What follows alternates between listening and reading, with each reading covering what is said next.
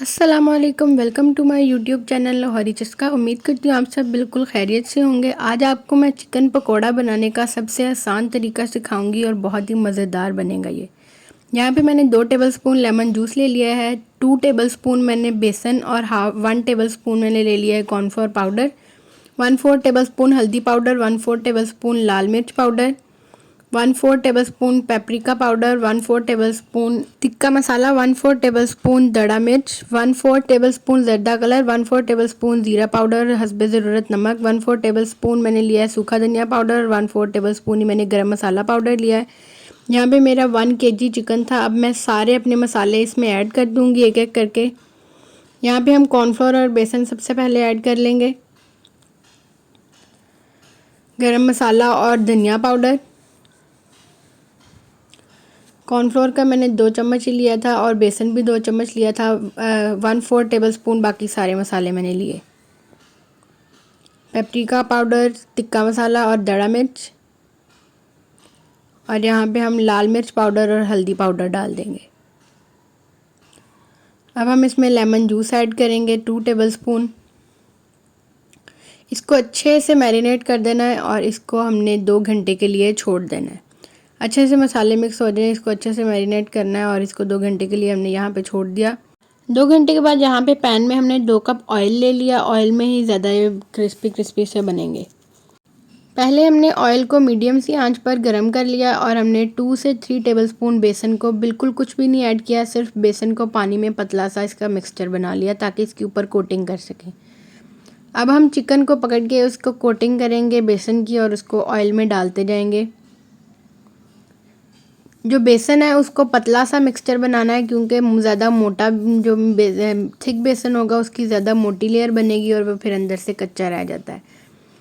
यहाँ पे हमने सारे ऐसे ही कोटिंग करके बेसन की इसको डाल दिया। अब हम 1 से 2 सेकंड के बाद इसको हिलाएंगे। इसको डालते ही फ़ौरन नहीं हिला देना, 1 से 2 सेकंड के बाद इसको हिलाएंगे और इनको पलट देंगे।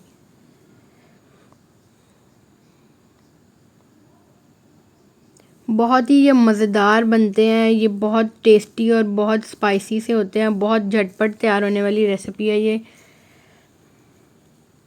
आप भी ज़रूर ट्राई कीजिएगा, बहुत अच्छी बनती है ये। बच्चों को भी बहुत पसंद आती है, बड़ों को भी बहुत पसंद आती है। हमारे घर में भी सबको बहुत पसंद आई है ये रेसिपी।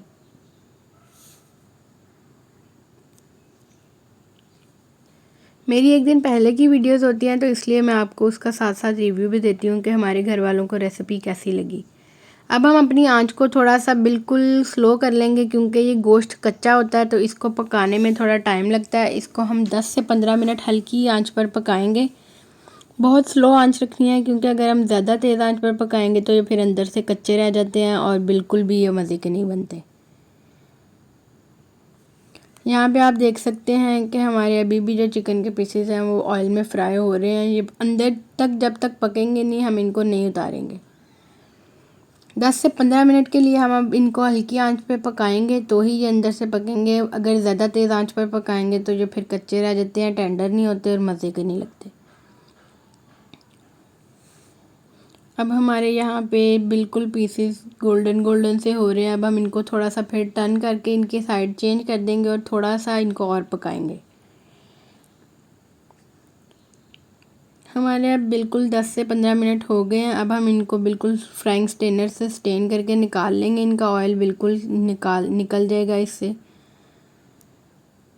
इसको अच्छे से ऑयल इसका निकाल लेना है। ऐसे ही हम बाकी भी अपने चिकन को बेसन की कोटिंग करके इसको अलग अलग दूर दूर डालना है ताकि सारे साथ ना चिपकें, और फिर साथ चिपक जाते हैं तो इनकी साइड चेंज करने में बहुत मसला होता है।